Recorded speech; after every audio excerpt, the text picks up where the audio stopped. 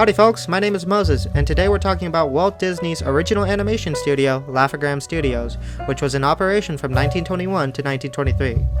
If you're a returning subscriber, welcome back, and if you're new, make sure to like and subscribe for more future content, and make sure to leave a comment down below about what you would like for me to talk about next. In 1921, Walter Elias Disney got a contract from a man named Milton Feld to make 12 animations, spawning Laugh-O-Gram Studios using the money from Feld and the money of former investors from his old commercial artist company. Disney then reached a deal with Newman Theaters to release Newman Laugh-O-Grams. However, Walt did not know business and made a deal with Newman where he accepted 30 cents per foot of film. The reason that was so bad was because that was the exact cost it was to make the films, so he was working for no profit.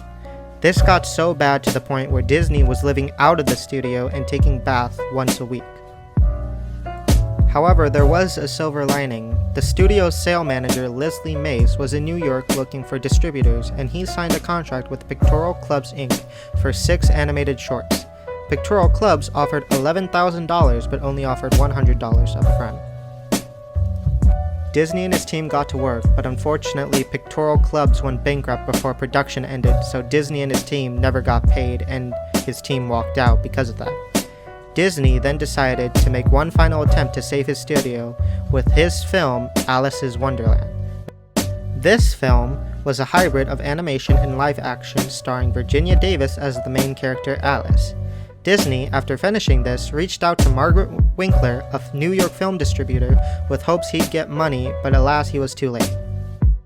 On July 1923, Disney filed bankruptcy, and that was the end of Disney's first studio.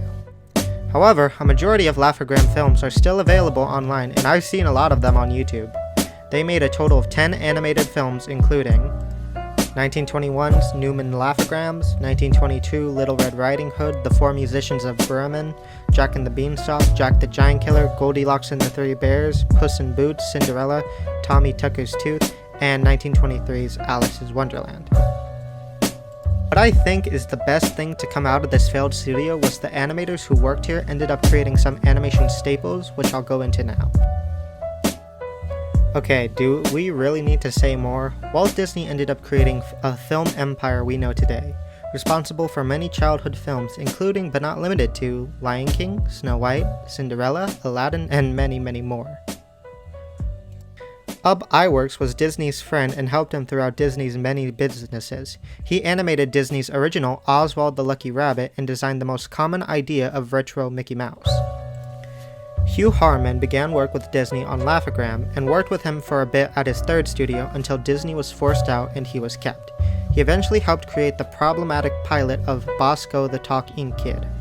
With this pilot, he obtained a contract with Warner Brothers and worked on old Looney Tunes and Merry Melody cartoons until he got into a dispute over his contract, left, and created cartoons for MGM Studios.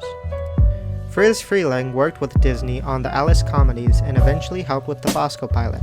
He became the main animator and director for Warner Brothers' Looney Tunes and Merry Melodies after certain creators left, and he continued to work on those throughout his life. He also made Pink Panther, which was cool.